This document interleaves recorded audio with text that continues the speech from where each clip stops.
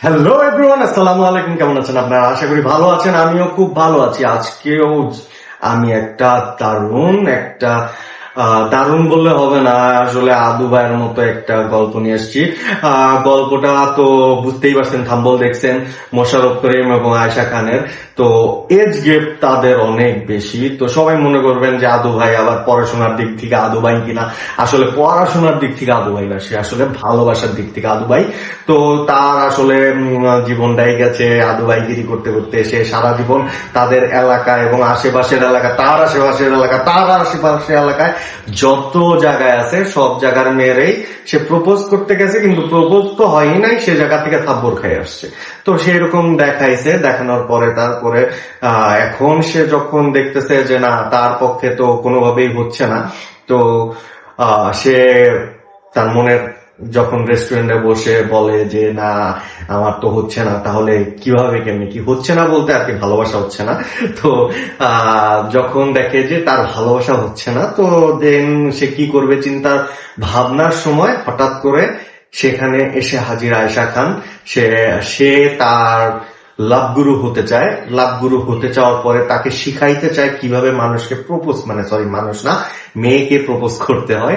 তো মেয়েদের এই জিনিসটা শিখাইতে শিখাইতে শিখাইতে শিখাইতে শিখাইতে শিখাইতে শিখাইতে শিখাইতে একদিন তা আদু ভাই তো আগে থেকেই যখন দেখে যে না, তার প্রতি একটা মেয়ের ইন্টারেস্ট, তো সে তার প্রেমে পড়ে গেছে।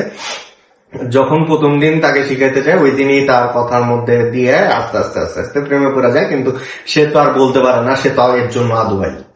তো আদু ভাই যখন তার ভালোবাসা প্রকাশ করতে পারে না, কিন্তু তাকে সে শিখাইতেছে। এর মধ্যে আয়েশা খানের বয়ফ্রেন্ড সে সবকিছু জানতে পারে। জানতে পারার পরে তার কাছে আসে। আসার পরে দেখা যায় যে আয়েশা খান, তো আয়েশা খানের যে বয়ফ্রেন্ড, সে দেখে যে এরকম হচ্ছে, যে সে একটা দিনের পর দিন একটা অজানা ছেলের সাথে ঘুরতেছে ফিরতেছে, এই করতেছে।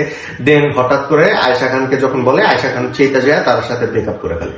ব্রেকআপ করে বলে যে তুমি আমার জাস্ট আ ফ্রেন্ড, যেটা আমাদের সাথে সচরাচর হয়। ছেলেদের দেখা যায় এই রিলেশন কখন হয় সেটাও ছেলেরা জানে না, আবার ব্রেকআপ কখন হয় সেটাও জানে না, আবার কোন মেয়ের জাস্ট ফ্রেন্ড হয়ে যায় সেটাও কখনো জানে না।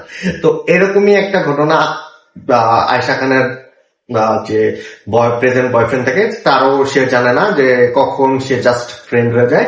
তো যখন সে জাস্ট ফ্রেন্ড হয়ে যাওয়ার পরে সে তো একটা ডিপ্রেশনে ঘুরে। তো যখন আয়েশা খানও বুঝতে পারে যে না, তার ভিতরেও চুলকানি উঠতেছে প্লাস ইসের ভিতরেও, তো সে তার কাছে ফাইনালি যায় যে না, আমি তাহলে একটা মেয়ে এনে দিই, সেই মেয়ের সাথে আপনি কথা বলে দেখেন।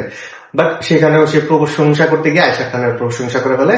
তো ওই মেয়েও থাবর মেরে চলে যায়, যেটার দিক থেকে আদু ভাই এক্সপার্ট, যে সে 5-7 বছর ধরে থাবরের উপরেই আছে। তো এরকম বিষয়গুলোর মধ্যে দেখা যায় যে আয়েশা খান চেতামেতার শহর ছেড়ে চলে যাবে। এর মধ্যে হঠাৎ করে জানতে পারে যে তার আয়েশা খানের যে প্রেজেন্ট বয়ফ্রেন্ড এক্স হয়ে গেছে, সেই এক্স গেছে আদু ভাইকে মারতে।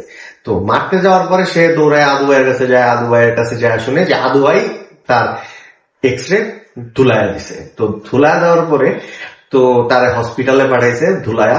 তো এখন যখন দেখে যে না, তার তো একটু কেয়ার আসতেছে, আয়েশা খানেরও কেয়ার আসতেছে, দেন ফাইনালি তাদের দুজনের মধ্যে দিয়ে একটা রিলেশন হয়। এই রিলেশন দিয়েই একটা সুন্দর নাটক শেষ হয়। তো আপনারা এইরকম একটা নাটক, যেটা মোশাররফ করিম, আয়েশা খান, আয়াত, তারপরে আরো নানান আর্টিস্ট আছে, তো তাদের অ্যাক্টিং বা সুন্দর একটা নাটক দেখতে চাইলে আশা করি নাটকটা এখন পর্যন্ত অনেক প্রায় অলমোস্ট 1 মিলিয়নের কাছাকাছি চলে গেছে।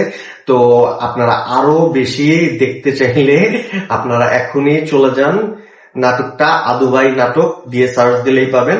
তো মোটামুটি আদু ভাই তো বুঝেনি, তো দেখতে পারেন আশা করি। তো ধন্যবাদ সবাইকে। তো আজকে এরকম একটু তাড়াহুড়া করে ভিডিও বানাইলাম। আশা করি সামনে এর থেকে সুন্দর সুন্দর নাটকের রিভিউ দিব।